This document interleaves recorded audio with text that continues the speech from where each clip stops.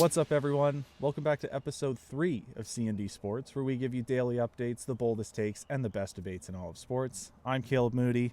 That's Daniel Singh. What's going on, guys? Today we have some MLB news, and then we have updates for the NHL and NBA playoffs. So with that, we'll start with the updates here. So the PGA Championship, we touched on it last week, but it finished on Sunday. Phil Mickelson, the 50-year-old Phil Mickelson, becomes the oldest PGA Championship winner, the oldest winner on the PGA Tour. Go.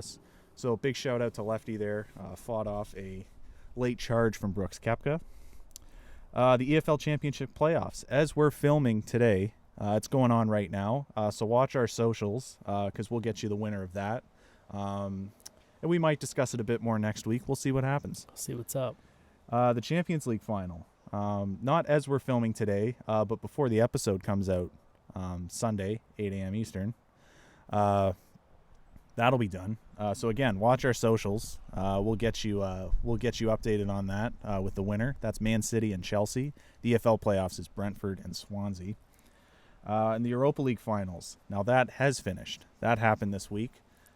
Happened on Wednesday, and Manchester City fell to Villarreal. Villarreal, the first time in their 98-year club history that they've won a major trophy. So they avoid the new Europa Conference League, and they book their ticket to the Champions League. They're going to get paid that big Champions League money this year. So good for Villarreal. What a great 11-round penalty kick shootout there. Staying in Europe, but moving to tennis, the French Open starts this week. And I apologize for last week saying that it started this past week. I completely forgot that it got delayed a week, but it does start on Sunday. So French Open, which means that Rafa Nadal is going to show up. Rafa Nadal. Yes, sir. He's fresh. He doesn't usually lose at French Opens, so definitely watch for him. And Federer's back. Federer's playing his first French Open in recent history, so it'll be good to see him back there. And now we'll end our update segment on the gridiron as Julio Jones joins Aaron Rodgers as the next NFL superstar to voice his disgruntledness with his franchise there. Julio wants out of Atlanta, and I can't say I'm surprised. Atlanta has underachieved since blowing that 28-3 Super Bowl lead against New England a few years ago.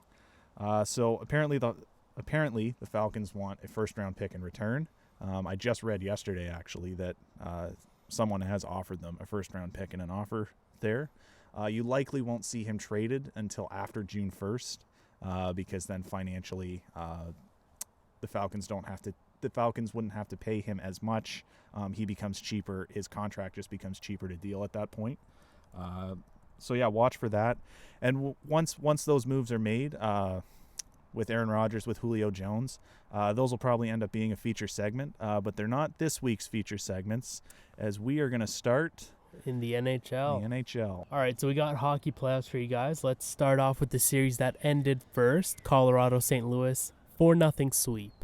Yeah, haven't really thought about Colorado all that much recently.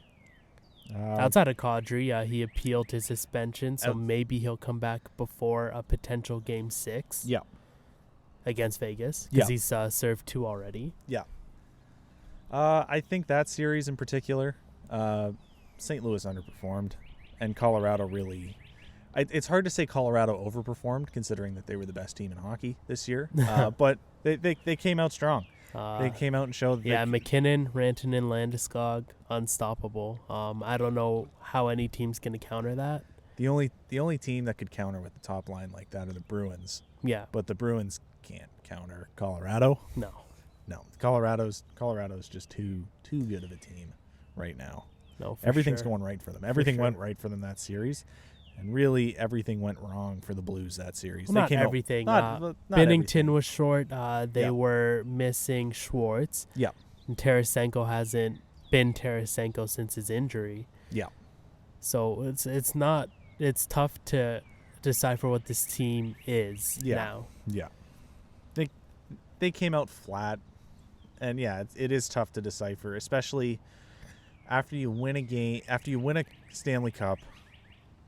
that you weren't expected to win. And everything really went right for them that year. Yes. To be the worst team in hockey. Yep. At, I believe it was end of January. To then come back, sneak into the playoffs, absolutely outperform everyone they played. Yeah. And, yeah, to win a cup with an interim head coach, everything went right. Rookie goaltender. Yeah, so... And I think there was always going to be unfair expectations on St. Louis. Yeah. But they did come out flatter than I thought they would. Yeah. Other than that, we'll see. It went as expected. Everybody predicted Colorado with the win.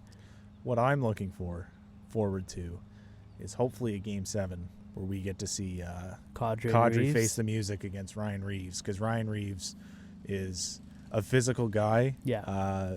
Disciplined physical. Yep. He's not a dirty player. No, Vegas. But he will make sure to put dirty players on blast, and he will make sure that Kadri does not forget what he did and the type of player he has started to become, if not become. Vegas is a team that'll throw the body, play physical, wear teams down, but they don't play dirty.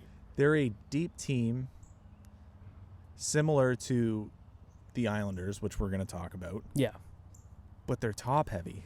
They're top heavy and deep. They can beat you in so many ways. Top heavy defensively, top heavy on the in forward terms of core. In terms of the front end of their forward core, and then they're just deep too. Like guys like Will Carrier are showing up. And they're the deepest goaltending team in Marc-Andre Fleury and Robin Lehner. We haven't even talked about the goaltending. If Fleury doesn't show up one night, okay, that's fine. Let's throw another former Vezina finalist in there, and Robin Lehner. They have two legit starters that any team. I can think of a few teams in the playoffs that goaltending didn't perform well for. And teams that are still in the playoffs that could use one of those two. For one of those goalies. Yeah. So. But Minnesota came back from a 3-1 series, almost extended it. They were missing Brodin, and I believe Eriksson Ek. Yeah. And Suter was playing hurt in Game 7. Yeah. We have to give credit where credit is due. Minnesota exceeded our expectations. And I think we just really, it was an extension of the regular season. Yep. We underestimated them in the regular season. They came out and had 75 points, finished third amongst two of the best teams. And St. Louis, I thought, would have been an easy 3 seed there. They should have been competing for top dog in that division. I don't know. They lost Pietrangelo, and they don't have that magic anymore. They don't have a solid backup for Binnington. Nope. Binnington isn't that goalie we saw in the playoffs. No. In 2019. Yep. This is probably... I think this is the series... Actually, this might be the series I'm most excited to see. Vegas, Colorado. The two best teams in hockey. Back to Minnesota, they got that 3 seed over St. Louis. Yeah. I think we're all looking at Arizona and the Kings before we saw Minnesota squeaking in there. Yeah. So, it's definitely good to see a team like that show up and still play solid hockey. It's not like they just made the playoffs and did nothing. They took the second best team in the NHL to 7 games. Yep. They played well, and who knows what would have happened if they were healthy. I'm very excited to see what this team does with Kirill Kaprizov in the future, because that is the future of this team. Yeah, it seems like they have good management and a good system in place now for the long term. Finally. Minnesota they can finally live up to the state of hockey that they refer to themselves as. Yeah. So, so I was impressed with Minnesota. You can't really get upset with what they did, because again, they overachieved. Yeah. And they lost to an 82-point team this year. Yeah. So Vegas, Colorado. Yeah. Excited to see Kadri. Well, we're not going to see much of Kadri Reeves. I think it's going to go 7 games though. Okay. That top line, who do you get to stop them in Colorado? Well, it's a good thing that you have one of the best teams in terms of two-way forwards. Yeah. With William Karlsson and Mark Stone, among others. Yep. I think you definitely have to. Put Karlsson and Stone together. Okay.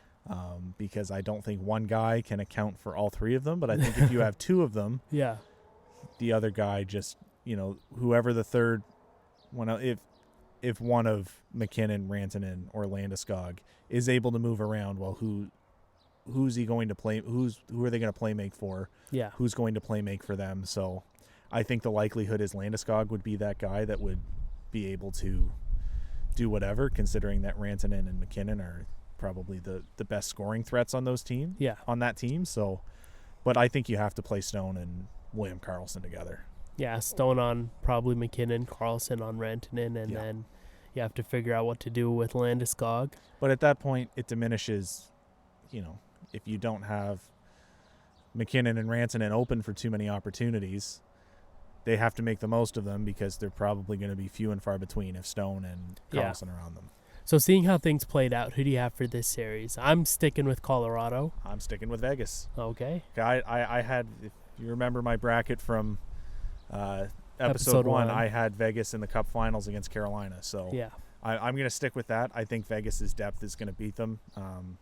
Not just the goaltending depth, which is gross, that we don't talk about enough. Philip Grubauer is gross too. Yes, but his backup is not. So, who is his backup? I think his backup is still Michael Hutchison. Maybe Francouz, and then they have Dubnyk. Oh, they still have Dubnyk. I forgot about Devin Dubnyk. I'm not saying that Devin Dubnyk is gross by any means, because he's not Fleury or Robin Lehner. But yeah, I think the top defensive pairing with Pietrangelo and Theodore is scary. Makar, Gerard. They're not as strong defensively by any means, but they still have Johnson. They have Graves. They have Taves. Cale Makar is not the strongest. Not the strongest defender, but he's someone that he's a defensive player that you have to look out for because he is arguably one of the best offensive defensemen in hockey right now. Yep. He fills the void of Erik Karlsson declining. Yeah. For me, because Erik Karlsson was that guy in the NHL for a while, and I think we finally have that new guy to look to there in Cale Makar. I'd say let's move on to. Yeah, I'm good with this division. Carolina, Nashville. Nashville got 2 games, which I expected because they have the most unique fans, and they were able to play in front of them at home. Yes. So they got games 3 and 4 tied up the series. Carolina won at home and won game 6 in Nashville. Yeah. Good series. Nashville was without Yossi. Yeah. And I believe that was it in game 6. He had to leave. Yeah. So who knows what they could have done with a healthy team. Yep. But that series went how we thought it would. You thought it was going to be a sweep? I thought it was going to be a sweep. But yeah, it was exactly how you said it was going to be. Nashville's a good enough team to steal a couple games at home. Yeah. Great fan environment in Nashville. Yep. Unique fan environment for a unique hockey market.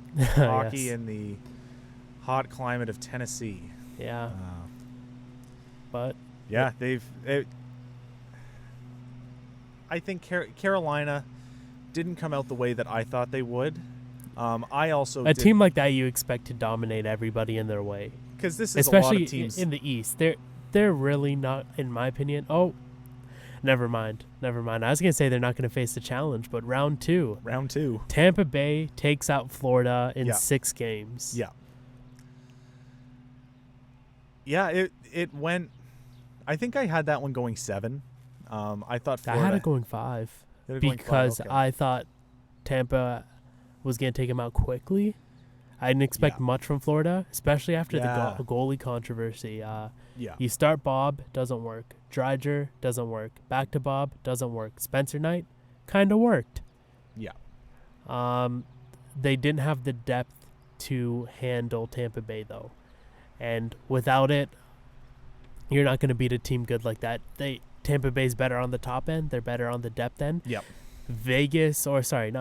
Florida was able to get some goals in on Vasilevsky, which makes them, in my opinion, questionable against Carolina. I'm still going with Carolina to take this series. So am I. Carolina was my cup winner this year, so I can't bail on them now. They haven't given me reason to think that they won't win the cup, but it's going to get maybe a little. It's going to get a little more Carolina. nervous watching it. Yeah. I think they have the option though. That's the one thing. They can roll with Nedeljkovic if they are if they are confident in his abilities. Yeah. And they've shown that they are confident with him in net. Yep. Putting him in, keeping him in for all 6 games. Yep. But they have Peter Mrazek. And they have James Reimer. We'll get to the Leafs fans. I know you all love James. Yeah, let's move on to Pittsburgh and the Islanders. This one. But yes, just one more thing. Oh, sure. Very, very excited. I think that's the only series that will rival Vegas, Colorado for me. That'll be a Stanley Cup type championship environment there of the reigning Stanley Cup champions and almost a team that considers themselves the next man up. Yeah, the next. You have Pittsburgh and New York. Yeah. The Islanders, not the Rangers. It went how I thought it would. You were disappointed. What fell short for you? Pittsburgh just fell short for me. Tristan Jarry was not, because I had Pittsburgh winning it in 6 games. Yeah. It went the opposite way. The Islanders won in 6. So I thought Tristan Jarry was better than the lackluster, to put it nicely, display that he put up. I can still envision that beautiful outlet pass that he gave to Josh Bailey. Unfortunately, for those of you who may not know, Josh Bailey is one of the top 6 forwards for the New York Islanders. He beautiful tape-to-tape pass there. Put it on a silver platter for him. But I'm sorry. I was watching that game and I saw him. He had 2 guys to either side of him. He could have just dumped it back into the corner. That I still think of that, and I thought, what is he doing? And it was just one of those series where Tristan Jarry, it was a lot of, what are you doing? Yeah. Because he looked lost. And I think ever since Pittsburgh lost Fleury, or chose to lose Fleury to the expansion draft, there's been goalie issues in Pittsburgh since. Because Matt, you can't blame, at that point it was Jim Rutherford and company. Yeah. For exposing Fleury, because they Murray, just won back-to-back cups with Matt Murray. He was a rookie in both series. Yep. Or both finals. You can't blame them for saying we're gonna try this guy out. Yep. And Fleury knew that. And Fleury wasn't the Fleury he is today. He looks like 2009 Stanley Cup champion Marc-Andre Fleury, where he was diving across the crease and saving pucks with his head. Yeah. And Tristan Jarry had a good season. They finished top of that division. So I'm not... Yeah, so how do you go from top dog in that division, because he beat out Boston and Washington, the Islanders, the Flyers were kind of shaky. You beat out the Rangers. You beat out a lot of good teams. The deepest division in the NHL. Yeah. You get that top seed. Yeah. You lose to the 4th seed. The Islanders are a legitimate deep team. They are. There was a goalie controversy. They did switch from Varlamov to Sorokin, who played very well. Yeah, it's their defensive system. They can pretty much throw any goalie and make it work. Maybe not Jarry. Maybe not Tristan Jarry, because he did not look good. But yeah, that came up short. And yeah, they did not rely on depth, and it's depth that they don't have. Pittsburgh has built their team to be very top heavy with Malkin, Crosby, Letang. On defensively, the they have Letang, and then there's no one that really jumps out on paper. It's solid. Like you have Dumoulin. Cece's been good. Cece's been good, but Cody Cece's not a guy that I'm going to rave about. Whereas Chris Letang is a guy. Yeah, that guy's got 3 cups. Cody Cece's not that guy that I'm going to say. He's a legitimate top two defenseman. No. Even top 4. On some teams he is. This Pittsburgh team, he shouldn't be. He shouldn't be top 4. He's a good guy to have around, but he's not a guy that you would really want to rely heavily on. Yeah. And I think it was a lot of situations where they have guys that are talented, like Dumoulin is talented. Dumoulin is, they have degrees of talent. Dumoulin was their best defenseman when they won the cup. It was either 16 or 17 because Letang was out. Yeah. So, but even on their forward side, guys like Brian Rust, who has had now 2 good seasons with them. You have guys like Jeff Carter, but he's aging. Yeah. They relied too much on that. And they relied too much on that to be in their top 6, that their bottom 6 is not great. Yeah. It's not where it should be to be a division winner. And I think that's what largely underperformed for me. They rely too heavily on Crosby, Gensel, Malkin. Yeah, and as you're saying that, I'm starting to realize there was an orange team in Canada who we'll talk about later. But you see, these top-heavy teams are able to get high seeds in the regular season, but come playoff time, it's always the deep teams with a good system that are going to beat you. Just like the prime example that I can think of right off the top of the dome here is the Vancouver Canucks in 2011. Yeah. They're President's Trophy winner. They were a top team, and they did not show up against Boston. They did. They took them 7 games. I will say that, but Game 7, they got whooped. Or was it Game 6? Either way. Yeah, Boston handled them. It wasn't really in doubt. Their fans certainly showed up in a terrible way afterwards, but the team itself didn't show up. And that's just a prime example. Yeah. It's a top-heavy team. At that point, you had the Sedins. Kessler was good. Yep. Burroughs was playing well at that point, but you didn't have that. Luongo was out of his mind, and he had to be, and that was the issue in Vancouver, defensive depth. Then defensively, there wasn't really anyone that, jumped out on the board at me, and it's those teams Bieksa, nobody. When playoffs come, you need guys that you normally can't count on to step up. Yeah, like Washington and you need a lot of Devontae guys. Smith-Pelly. Devontae Smith-Pelly could very well have won the Conn Smythe that year. No. He could have. Iguodala won a Finals MVP for 1 game, and he had an MVP and Steph Curry on his team. So wilder things have happened in playoff sports. Okay, fair. With that, Devontae Smith-Pelly, Washington. We predicted Boston to take this. Yeah. But we didn't expect them to dominate Washington like they did, especially after Game 1. Washington gets a good win with Craig Anderson stepping in for Vanacek. Yeah. We expected some more out of Washington.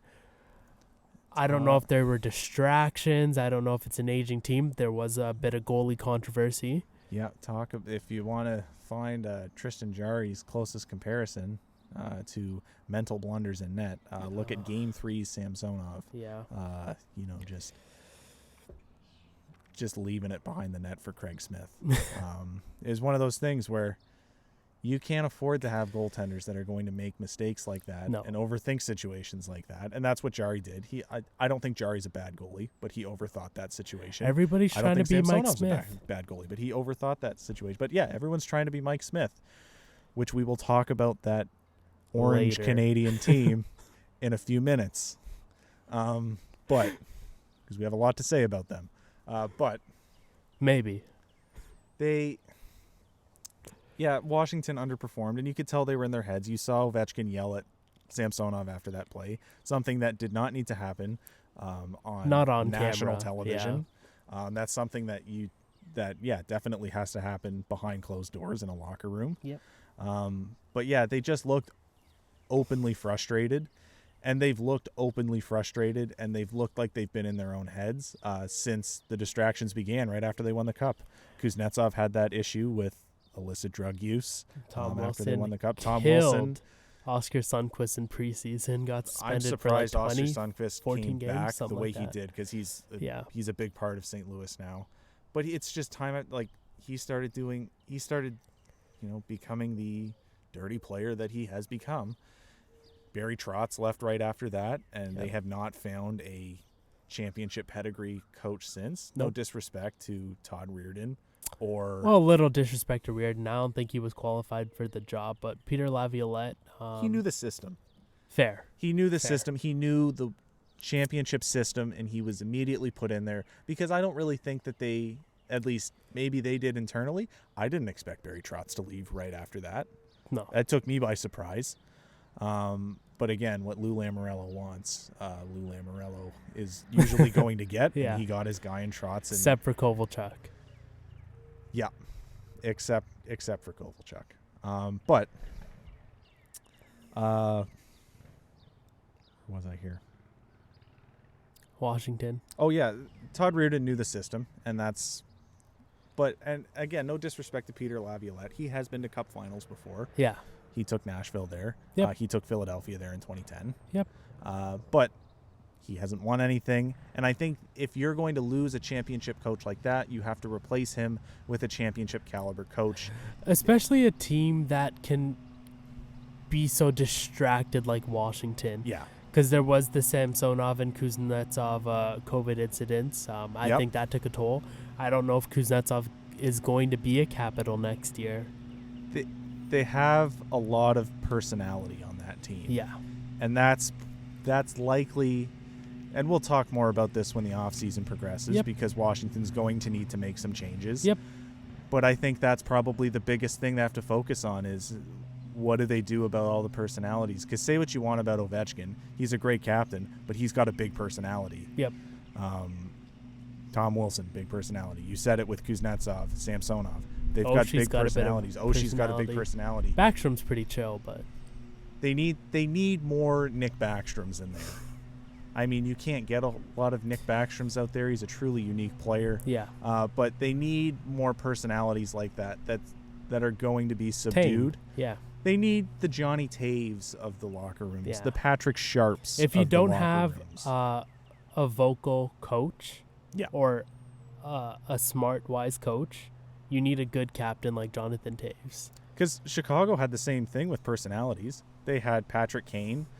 Before Patrick Kane has mellowed out considerably, but at that time when they were winning, he was a little wild. Beating up taxi drivers and getting allegations. There were allegations against him. Yeah, he was not the greatest guy off the ice. No. Andrew Shaw is a very vocal person. He will say things that he will regret, and he has said that. He's a very vocal guy. There's somebody else I'm missing. But they've had their fair share of personalities in there. Maybe not as much as Washington has. Point is, they need some leadership going forward, and I think that's what got him. Yeah. I mean, Chara was there. Yep. But his successor outdid him. Yeah. In Patrice Bergeron, Marchand, Pasternak could not be stopped by Washington, which we didn't take into account. Now, the one thing looking towards this Boston-New York series. Yeah.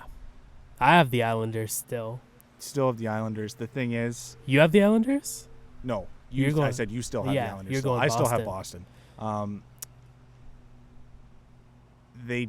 Sorokin definitely needs to be on. Yeah. But they do have Varlamov. Willing to go back to Varlamov. He is willing. Needed. He's willing to do make whatever coaching decision is needed. Yeah. But they need to make sure goaltending is on in the NHL. Because Tuukka Rask is always going to be on in the playoffs. He's shown that he is going to be on in the playoffs. Yeah. He's made numerous.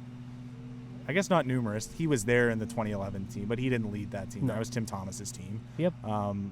He's been to a Cup Finals before. He knows what it takes. So you need to be on because Tuukka Rask will be on. That whole Boston team will be on too. Yeah. That Boston team has never really underperformed in a playoff series in recent history.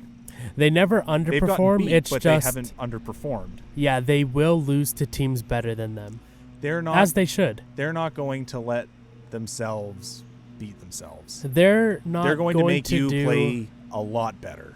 Yes, they're not going to do what Toronto may do and has done. Yeah. This year. Yeah. Toronto, Montreal. Let's break that. So, as we film today, Game 6 Saturday night. So it's tonight.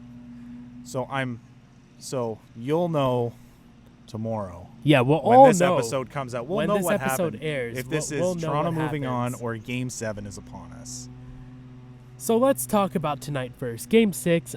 I know Montreal has fans and Toronto hasn't played in front of fans in over a year. 14 months. I hope Toronto pulls this win like I said they would. I hope they do too. I'm hoping for a 4-1 win, something like that, or at least that's what I'm projecting. But you think Toronto's going to lose tonight, which is very reasonable because they're playing in Montreal in front of their Montreal fans, the most rowdy fans in the NHL. Even 2,500 fans is going to sound like 10,000 fans in Montreal. They are going to show up very vocally. Yeah, but here's what intrigues me. If this goes to 7, you think there's no hope for Toronto? No, I don't.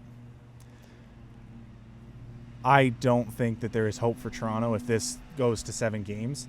Because in the past, they have given me no reason to give them hope in 7 games. Yeah. Just, choose your fighter in terms of the Boston series. They've blown 2 of those. 3. 3 of those, yes. And I'm... Columbus, they blew that. Washington, you didn't expect much. No, you and can't. To be fair, the 2013 Boston series, that's a completely different team, and they shouldn't have been where they were. Yeah. But go on. But the Leafs, if this goes to Game 7, the Leafs were up 3-1. Yes. Yeah, they were. The Leafs were in overtime. Vegas was up 3-1 against Minnesota. Yeah, they were. They still got that one. They got the job done. Vegas is not Toronto. Okay. Vegas has moved on through a playoff series since 2004, and they've only been in existence since 2018. Yeah. So Vegas is not Toronto. Toronto was up 3-1 in this series. They were in overtime. All the momentum was shifted their way, coming back from 3-0 down. Yeah. In that Game 5, and just an absolutely inexcusable mistake from Alex Galchenyuk. Yep. He passed across the ice. Yeah, so 2 guys to watch is I believe Sandin's going to be benched tonight. Yep. Saturday night. And I believe Galchenyuk's role is also going to be reduced. I don't know if they're going to bench him. It's tough to say because he was part of that line that was huge in that comeback with Kerfoot and Nylander. Yeah. I think that has saved him from getting benched because I don't think he's getting benched. I don't think he's getting benched either. I believe his role is being reduced. However, I will say this: if he was not on that line and that line did not perform the way that it has, he'd get waived again. It might be the end of Alex Galchenyuk in Toronto. Yeah, he would be benched. There was no excuse for that play to be made. Yeah, it was a panic move, and good on. Who was it? Nick Suzuki. Nick Suzuki scored it. I forget who he was going up. He was with Caulfield. Suzuki got the puck, went to Caulfield. Caulfield back to Suzuki. So they got the job done. Yeah. But yeah. 2 young guys. Galchenyuk left Campbell out to dry. There Yeah. was nothing Campbell could have done. No. They should have won that game.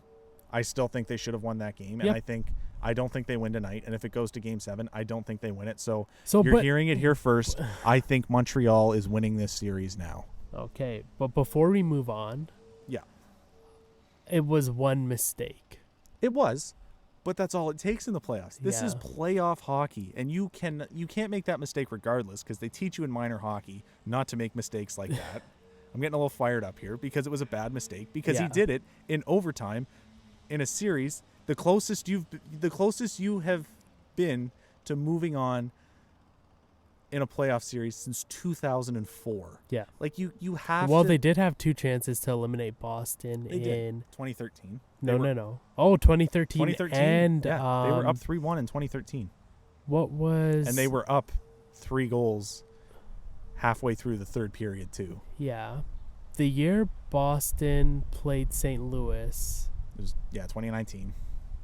2020 was... Oh, yeah. So the year Boston played St. Louis, Toronto was up... They were up 3-2. 3-2 in the series. And then they blew Game 6 at home. And they came out flat in Game 7. They have not given me a reason to think that in Game 7 they will show up and perform because they looked like they did in Game 7 right off the bat in Game 5 when they could have moved on. And it's trending towards history repeating itself. They did not show up in the first period. No, they didn't. To go down 3-0 to a team that they are very much better than. Yes. And where's Matthews and Marner? Those guys have to do something, you would think. Because when they win, they're there. But when they lose, they're not there. No. They weren't there in Game 1. They weren't there in Game 5. They're just getting shut down like these next 2 guys. Leon Draisaitl, Connor McDavid. Absolutely shut down by Adam Lowry and I forgot his first name, Andrew Kopp. Andrew Kopp. And I believe Mason Appleton's Appleton on that line, I believe, too. A great line. 4-0 sweep. 4-0 sweep from a team with two of the best players in hockey. Nurse was there, Nuge was there, Barry was kind of there, and Mike Smith stood on his head. Absolutely there, yeah. But it wasn't. Let's get this straight here. We know who the loss was not on, and it was Mike Smith. No. Mike Smith, I think, is the only person that can avoid any sort of criticism this series. You can't criticize McDavid too much because he is Connor McDavid. You can't criticize he did not Smith, perform like and you thought. Can't criticize Nurse.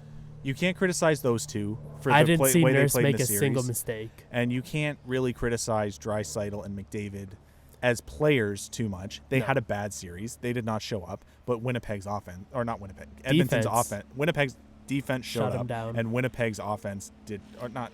Edmonton's offense did not show up. Yeah. So, what lost it for Edmonton? I would say depth as a whole. Yep, depth as a whole. I'm trending towards depth on the defensive end. Okay. Darnell Nurse played out of his mind. Yes. Darnell Nurse played 62 minutes. Yep. But as a whole, when you give up 4+ goals in 3 of your games in the playoffs, you're likely not going to win a whole lot of games. Your offense needs to be on. And Edmonton does have the offense in terms of Draisaitl and McDavid that could happen, but it wasn't there. Mm-hmm. You cannot give up 4 or more goals and expect to win games. Yeah. So that is why I'm saying their defense, minus Darnell Nurse, did not show up. Mm-hmm. So I think that has always been their glaring issue. I think they did some things to combat that in picking up Tyson Barrie. Who doesn't really have much on the defensive end. No. Tyson Barrie is more of a pickup to replace Oscar Klefbom, so I don't see Barrie returning. No. But anyways, to focus on the series, my issue is I felt the defensive system was solid. Ethan Bear and Slater Cuckoo were benched. Yep. So they didn't have the opportunity to make that impact. Nurse was solid. Russell was solid. Yeah. I don't think defense on like their top 6 defensemen, I don't think there was an issue there. Yep. I think it was depth as a whole, and I don't think they have depth on the forward end. Yes, you have McDavid and Draisaitl who can elevate anybody beside them, but they were rolling 2 lines for that game. Yeah. Out of 4. Yeah. They were pretty much relying on 6 of their 19 players. Yep. Right? In Nuge, McDavid, Nurse, and Draisaitl. Who does that sound like? Smith and Barrie. What team does that sound like? That relies on 6 of their 19 guys that we've talked about today. The Pittsburgh Penguins. Oh, fair. They rely on the top end too much, and they don't have that forward depth. Yep. But I think you can make that argument for a lot of teams. But what you can't make the argument for is the fact that their defensive depth has not been great and was not great this series. Edmonton. I don't know. I felt on the defensive side they were okay, but if you have there was no other threat, especially on the offensive end. There was no threat. Once those lines were able to shut down McDavid and Draisaitl, they had nothing to worry about. Yeah. Because the guys just didn't show up. Yeah. Nuge was solid. Yeah. You have 3 forwards, a defenseman, a goalie, and like a little bit in Barrie. But here's the issue that I see with them defensively, and I'm not.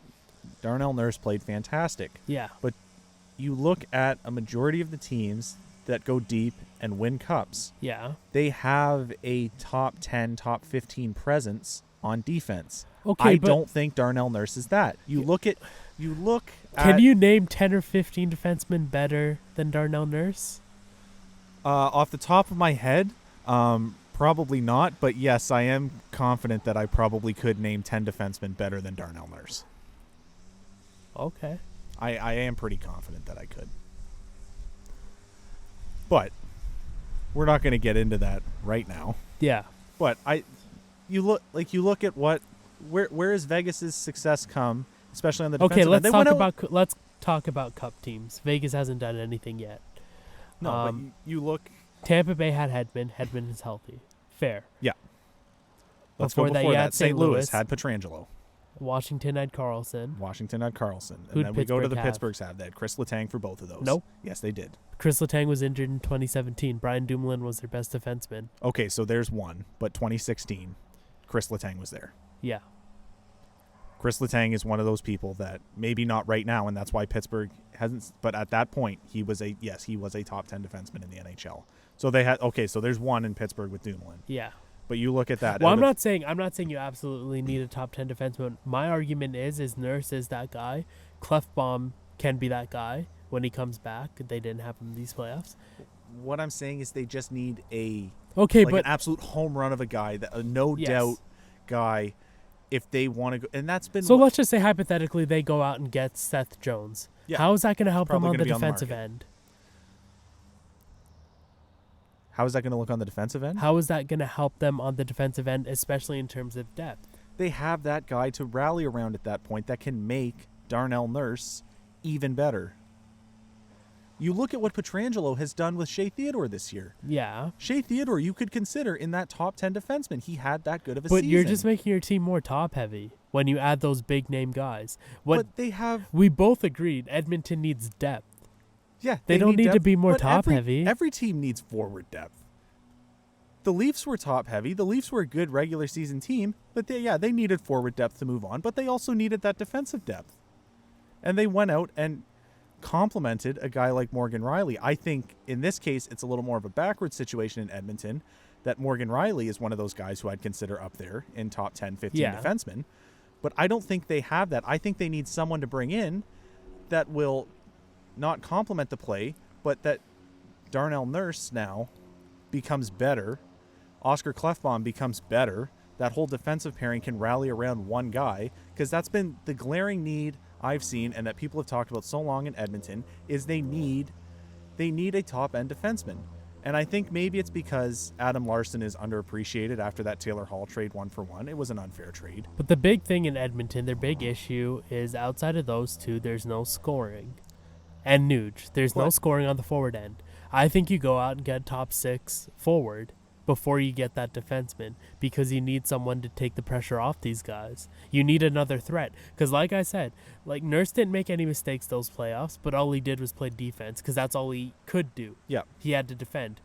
Draisaitl and McDavid, once they were shut down, Nuge was your only threat. And he may not even come back. Even if he does, it's still not enough. You only have 3 threats I'm not saying on that forward end. I'm not saying that they don't need to add to that, but what I'm saying is their offense didn't show up, but when your offense doesn't show up, you need to have that reliance on the defense, and they gave up 4+ goals in 3 out of the 4 games. They had that 1-0 game where it was just brilliant defensively. But forward depth also can be relied upon for that defense. It can, but more often than not, teams win when they have that top-heavy defenseman. Okay, so Winnipeg beat Edmonton, swept Edmonton. Yeah. Is Josh Morrissey better than Darnell Nurse? I'm not saying Winnipeg's going to win the cup. Okay. I'm not saying that Winnipeg. Maybe they move on. But what does Winnipeg have? Especially if I have them playing Montreal. They have forward depth. Yeah. And I'm not saying that forward depth is a bad thing to have. What I'm saying is Winnipeg is not capable of winning a cup this year. I don't know. With the way they're playing, they very well could. I look at the 2 teams that I think are going to make the cup finals. Yeah. And it's Carolina and it's Vegas. Yeah. Pietrangelo and Theodore, Jacob Slavin, and Dougie Hamilton. They have those guys, and that is a big reason. If you have defensive depth, you can really really outpower any offense. I'm not saying forward depth is more important. I'm saying in Edmonton, they would have needed that to beat Winnipeg, because Edmonton needed a lot of things. Winnipeg has the deepest forward core in the NHL. Yeah. Easily. Yeah. They have the deepest forward core in the NHL, especially with everybody coming back healthy. Yeah. Edmonton had the stronger defense. Their forward core won it for them. Hellebuck was fantastic. I think Hellebuck won it more than. I mean, yeah, but you shut down McDavid and Draisaitl. They were not a threat. McDavid and Draisaitl were not a threat in that series. No, they were shut down. They weren't. They were shut down. So then how good did Hellebuck have to be if he didn't have to face the 2 best players in the world? I mean, Nugent Hopkins was still putting up shots. Like there are still one player. There are still options there. And it one option. Okay. But I'm not saying that systematically this is their biggest issue, because how many teams are going to come out and shut down Connor McDavid and Leon Draisaitl? I'm not saying it's impossible. Obviously it's not, because it just happened. Yeah. But how often is that going to happen? Very often. No, it's if you not. only have to focus in, it's playoff Are you hockey. telling me that there are that this many times Connor McDavid and Draisaitl, like, it's going to happen more often than not? They haven't won a playoff series. Yes, they have. Which? Oh, okay. Yeah, they've won a playoff series. They beat before. San Jose. Yeah. They beat San Jose. But what I'm saying is, they lost to Chicago. Okay. I'm not saying that, but Connor McDavid and Leon Draisaitl are arguably, you can make the argument they're the two best players in the NHL. Okay. So how often are they going to get shut down like that? They're too skilled to get shut down like that all the time. The past 2 years, they've gotten shut down by the Chicago Blackhawks and Winnipeg They didn't get Jets. shut down like the way they did against Chicago. McDavid still showed up. Okay, but why? How did they not win that series then? Defensively, they weren't there. They gave up goals. You can't give up goals like that in the playoffs and expect to win. They don't have that top defensive presence to really complement Darnell Nurse and Oscar Klefbom. I like Darnell Nurse and Oscar Klefbom. I really like them as top 4 defensemen, but they don't have that guy that I can say I'm building my defense around them. Am I comfortable building my defense around Darnell Nurse? No, I'm not, because the defense just gave up 4 plus goals in 3 games in a series sweep. That's what's going to lose it for them. You can't give up 4 goals and expect your team to score that many goals. Like, your defense has to be there if your offense is not. And I agree that offensive depth is not a strong suit there, but I think you need to have that defense to make sure that if your offense is off. To be clear, I'm not saying offense is the prime issue in Edmonton. Okay. I'm saying depth on the forward core is the primary issue in Edmonton. I would say it's depth on the forward core, goaltending, then defensive depth. I think there's a lot of needs on this team. Yeah. And I think that they need to address depth on the forward core and defense. They're extremely, but like, we can call thing. Pittsburgh top heavy. Yeah. Edmonton is very much top heavy. Yeah. Again, they have they are 6 players. No, okay, can we count rely Mike on Smith? They rely on 2 guys, whereas Pittsburgh relies on at least 3. Yeah. On the forward end. Yeah, Pittsburgh but then they still have Brian Rust. They still have Brian Rust. And they still have they still had Jeff Carter here, who played well in the playoffs. They have solid depth. They do. To an extent. Not Stanley Cup depth, but they have solid depth. Their top 6 isn't bad. But in Edmonton, your reliable players are McDavid, Draisaitl, Nuge, who's probably leaving, Nurse, Klefbom when he comes back, but he is injury prone. Yeah. And Mike Smith. You can't even say he's reliable. No. He had a great series, but he's not necessarily the 2014 Olympian that we all thought he was. No, he's not. Edmonton's got a bit of retooling coming their way. I believe it's going to start on the forward core. I'm not necessarily saying offense. Okay. They do need more offensive threats. Yeah. Because, again, once you shut down McDavid, Draisaitl, and Nuge, there's nothing there. I just see it as... And I'm not trying to take away from Winnipeg's forward core, but their offense didn't show up, and the defense did not. You need defense to bail you out some games. Yeah. In the playoffs, and I don't think they have a defense that can bail you out in some games in order to go deep in a play. I don't think that they have the defense. And again, it's nothing against Klefbom and Nurse. I really like Klefbom and Nurse, but I think they need one guy in there to play over top of them in the depth chart. Mm-hmm. And I think they need that Alex Pietrangelo. I'm not saying go out and get Alex Pietrangelo. He's not leaving Vegas. Yeah. But that's what Vegas did last year. They went out and they signed Pietrangelo. Is there a guy on the free agent market that could do that? Probably not.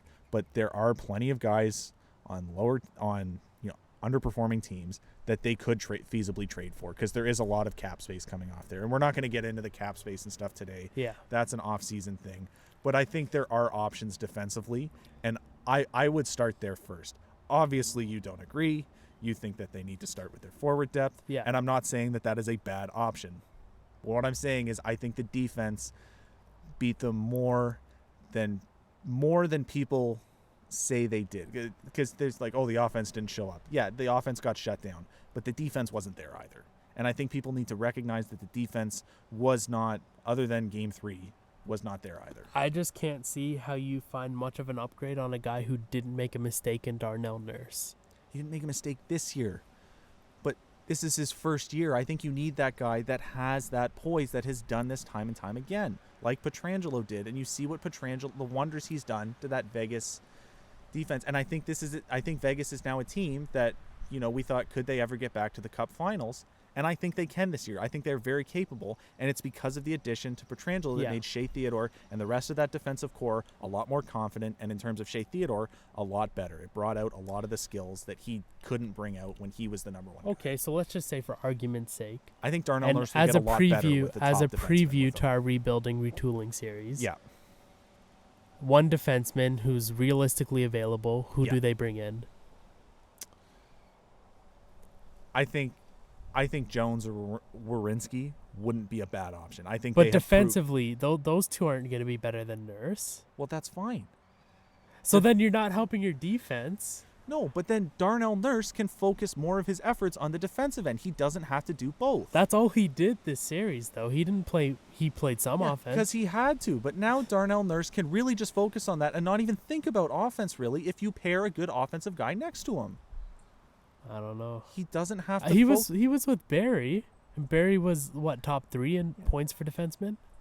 Okay, but Tyson Barrie is not always that guy. You saw what he was in Toronto last year. He was not that guy. Yeah, but you Tyson also saw what he was in Colorado. I'm not saying that guys don't have seasons like that where they're up there, but what I'm saying is they need someone with consistency that has that winning pedigree, because that is something that Edmonton doesn't have, and I think they need that on both ends. And Seth Jones and Zach Werenski have a winning pedigree? They've gone a little farther than Edmonton has in recent history. Let's just remember, they played. Yeah, they played Carolina. They swept Tampa Bay. They have experience with playoff I'm trying success. to think. Columbus sweeping Tampa Bay was just good team play. This isn't a great free agent year all around. Oh, no. So that's what I'm saying. I think you have to go out, and I'm not saying that those are the top end guys. Those are two guys that come to mind right now when I think of Columbus and the mess that they're in right now. Yeah.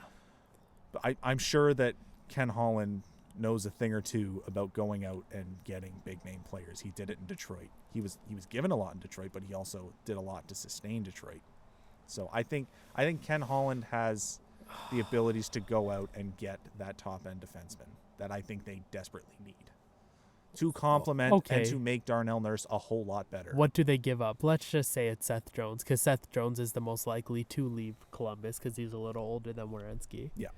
What do you give up to get Seth Jones? A lot of draft picks. All right, let's move on to basketball. You have Utah-Memphis. Now, this series, Memphis stole a game. Ja Morant has been arguably the best player in these playoffs. Maybe Jason Tatum, but Ja Morant. No, I'd still say Ja Morant. Jason Tatum had a good game last night, but Ja Morant. Ja Morant has been the guy. Okay. But with Mitchell back, yeah, I don't see how Memphis wins another game. No. Although he may be on restricted minutes. No. I think there are going to be close games. Yep.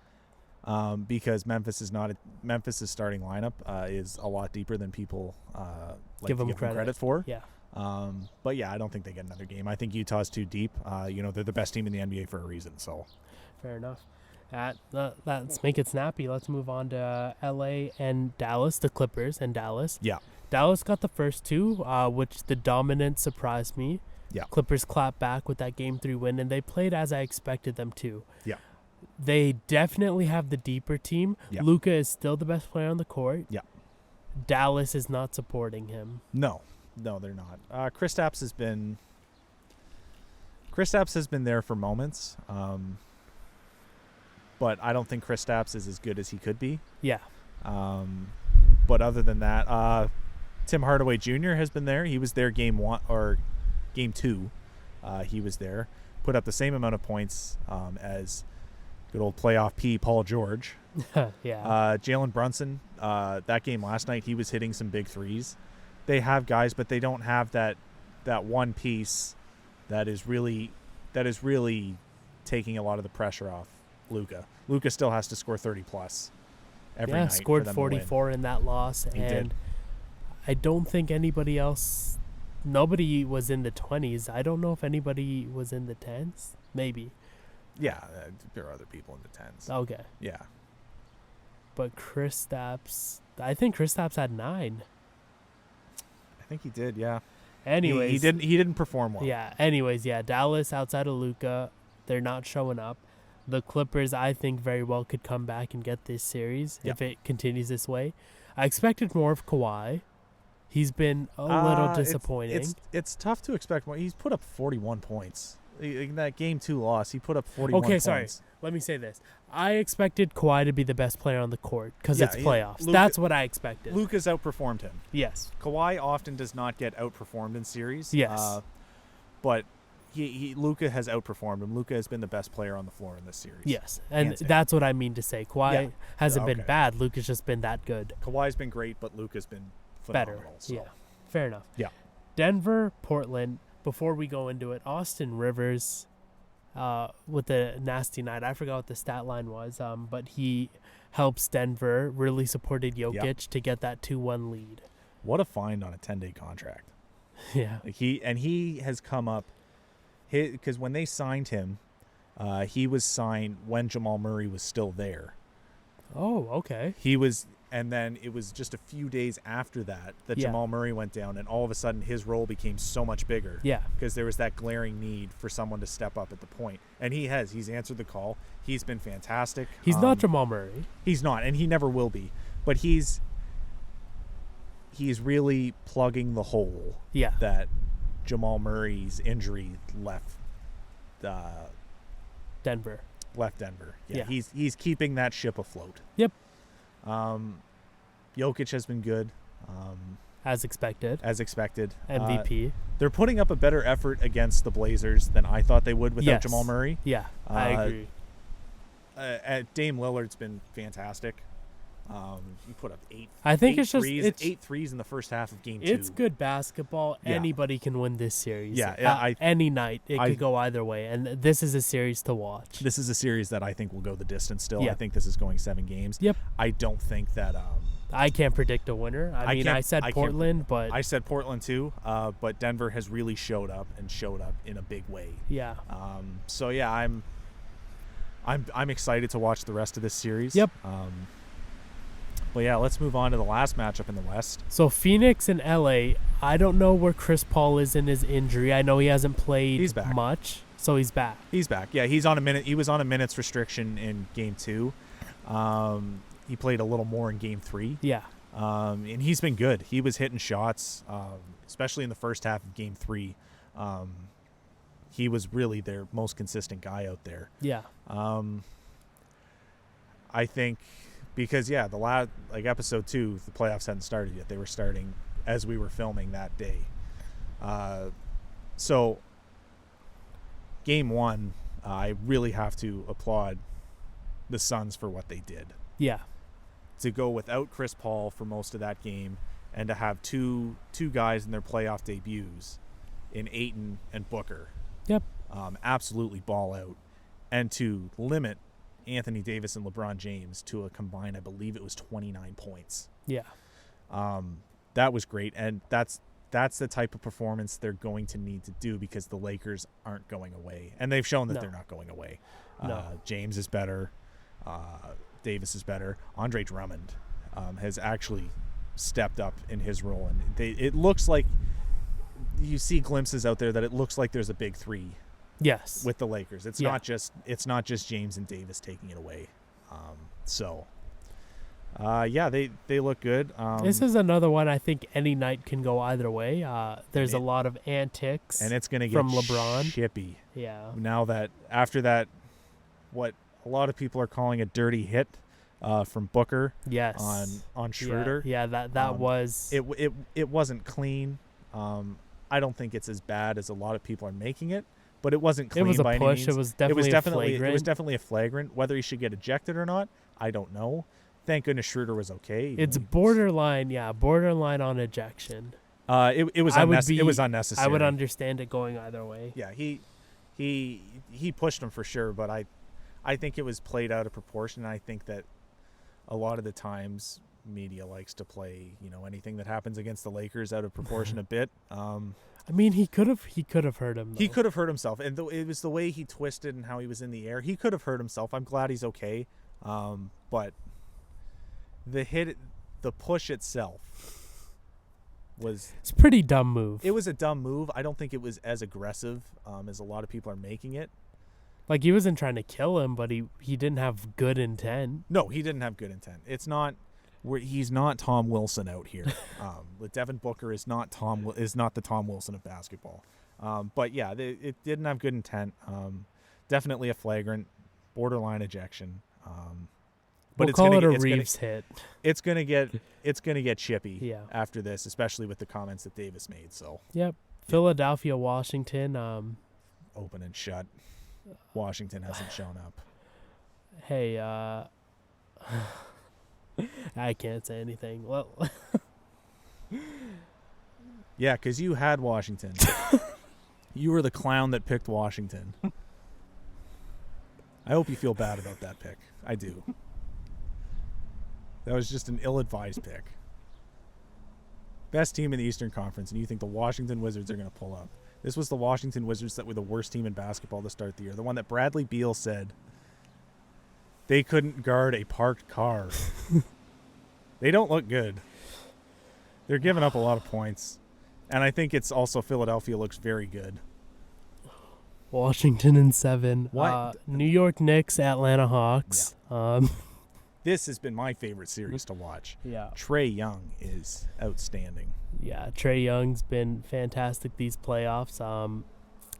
Julius Randle is definitely not the regular season Julius Randle.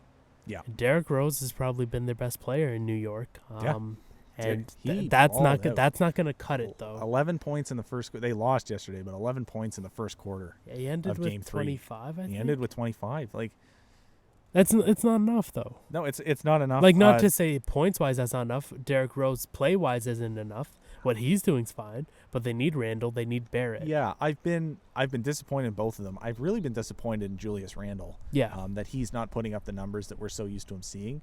At least from the season. Especially in the first half. Yeah. First half of game 2, he had 2 points. And I'll admit it, he pulled up. He had 17 by the end of the game. Yeah. He had a good second half. But we haven't seen that full 48-minute game. No. Julius Randle that we've been used to seeing that got him Most Improved Player of the Year. Yeah. Okay, so up next we have Milwaukee and Miami. Miami has not shown up. It is 3-0. I don't think they're going to show up. No. Jimmy Butler can be much better. The team can be much better. He showed in game 1 he could be better. But they're not there, and No. I don't think they're going to be. No, they're not going to be. It's simple. Milwaukee's too good. I don't know. Do you have any takes here? I don't have anything. Milwaukee is doing what Dallas needs to do. Milwaukee's doing for Giannis what Dallas needs to do for Luka. Yes. Drew Holiday and Chris Middleton have taken a lot of the scoring pressure away from Giannis. Giannis put up 17 in game 3. He put up 17 rebounds, but he can focus on the rebounding now and less on scoring. And defense. When you have scorers like Chris Middleton and Drew Holiday do it for you, Drew Holiday has exponentially helped the perimeter defense there. He's a great defender. And that's what they needed. So, that's what Luka needs right now in Dallas, and he doesn't have that. But that's why Milwaukee is, they're considered a dark horse to beat Brooklyn. Yep, it's very well possible. It's very well possible if they play like this, because they are absolutely giving it to the reigning Eastern Conference champions. Yeah. Who, did I think that Miami was going to win? No. But did I think they were going to roll over like this? No, absolutely not. Yeah, they should put up a bit of a fight. But with that, Brooklyn has proven to be beatable. Yep. Jason Tatum and the boys pulled up. He dropped 50. The boys showed up. Kemba didn't. No, Kemba hasn't showed up yet. But if Kemba does, is it possible that they steal a game or two more? I think they can steal another game if Kemba shows up and everyone has the performance they did, maybe minus Jason Tatum scoring 50. Yeah. Jason Tatum had to score 50 for them to win last night. If he scores 40, they probably lose. Mm-hmm. So Jason Tatum can't be forced to score 50. And, yeah, if Kemba shows up, this is not your typical 7 seed. No. None of the 7 seeds are. The Lakers aren't. Celtics aren't. Both of them, Lakers, NBA champions. Celtics were Eastern Conference finalists last year. Yeah. So they're not a team that Brooklyn can walk over, but Brooklyn is also that team that can flip a switch after a loss like this. Yes. Kyrie has more to give. I felt Durant and Harden both had good games. They did, but being 2 top 10 players in the NBA right now, they are very much capable of performing even better than they do on their good nights. Yeah. They can and most likely will take over games from here on out. So, yeah, I expect Boston to win another game? No. Could they? If Kemba shows up? Yes. Okay. Jason Tatum's not going to score 50 again. Brooklyn won't allow it. Yeah. They're not a great defensive team, but they won't allow it. Yeah, fair enough. With that, let's move on to the MLB. There's some shenanigans going on with foreign substance use. Foreign substance use with pitchers, leading to, let's say, 6.5 no-hitters, the record being 7. That half goes to Bumgarner, who got a no-hitter in 7 innings. And I don't think he's really a guy that we're going to outline. I don't think he's really guilty of this. Yeah. But yeah, so I guess we'll start. Oh, to be clear, what these substances are doing is putting more spin on the pitch. They're putting making it harder to hit, giving more break. Yeah, higher spin rate, more emphatic breaks to the pitches. It just alters grip. The movement. Yeah, and when you have a better grip, the velocity goes up too. Yeah. Now, I'm not going to come out here and say that, every pitcher is using this stuff because that's not the case. It's never the case, just like every hitter wasn't using steroids in the 90s. Yeah. I think this is a new wave of altering play in baseball, similar to steroids. And I think the MLB is very susceptible to stuff like this, considering it's a team sport, but it's very individually based performance-wise. Yeah. So guys are always looking for that edge to either stay on a roster or to make sure that they get those high earnings in contract years. Yep. Yeah, so it's very individually based, the most individually based team sport out there. So we'll start really with what kind of sparked us making this a feature segment this week. There has been 6 no-hitters. Yeah. The record's 7. The record's 7. There's been 6 no-hitters, and the last I checked, we are still in May. 6 weeks in. 6 weeks into the season, they were averaging a no-hitter a week. Yeah. We had a back-to-back no-hitter night with Spencer Turnbull and Corey Kluber. Not this past week, but the week before. Yeah. So I'm glad we didn't touch on the no-hitters last week because I think this really ties into the fact that Wednesday, Giovanni Gallegos, reliever for St. Louis, when they were playing in Chicago, he came in relief, and crew chief Joe West, the second base umpire actually pointed it out and said there's something on his hat, and Joe West looked and he says, yeah, you got to change your hat. He was giving Gallegos the benefit of the doubt there and saying change it, and we'll see, because there was something there. Mike Schilt put up a fight, however. He was immediately tossed. Mm-hmm. Joe West didn't want to hear it. Came out after the game, and Schilt said that this is baseball's dirty little secret, which kind of shows that there's might be something he's hiding right now. I think a lot of managers might be hiding something right now. Yeah. But yeah, so the hat was sent off to New York, waiting results, but the looks of it is it's like pine tar or something like that. Some sort of foreign substance was being used, and I think Gallegos is going to be the first of many. I know Josh Donaldson says that he has a reel of video of and proof of pitchers cheating, which I'm sure he sees a lot standing at third base. Mm-hmm. Trevor Bauer's come out and been critical, but Trevor Bauer's also been a guy that's been accused of it too. In April, he had some of the baseballs he used sent off to New York for foreign substances. Nothing came back from that. But yeah, Trevor Bauer came out and said this week that the spin rates and other different analytical statistics don't rise that much naturally. Yeah. So something's going on. And I'm not going to say that it affected all 6 no-hitters because that's ridiculous. But to say that it's also ridiculous to say that it affected none of their no-hitters. I've seen pretty damaging evidence against one pitcher in particular. I won't comment on who that is right now until we know more. Yeah. But yeah, said pitcher during his no-hit game went to his glove, and you could see resistance when he lifted his fingers off as if there was something sticky in there, and every pitch he kept going there. And yeah, people are starting to notice it. And it's not that this pitcher isn't a good pitcher, but his results have been very, very good this year. Yeah. Compared to past years, he's definitely taken a step up, and we might know why. Yep. I think this is an issue that has gone on for years. I think it's only being heightened now. I think especially after the Astros cheating scandal, a lot more people are looking for teams overtly cheating and players overtly cheating. Yeah. I think the MLB is looking for it too. Now, that being said, the MLB wasn't no individual team was the one juicing the balls. Everyone was seeing that, and the MLB switched up the balls, and maybe that plays a role in it too. Clayton Kershaw seems to think so.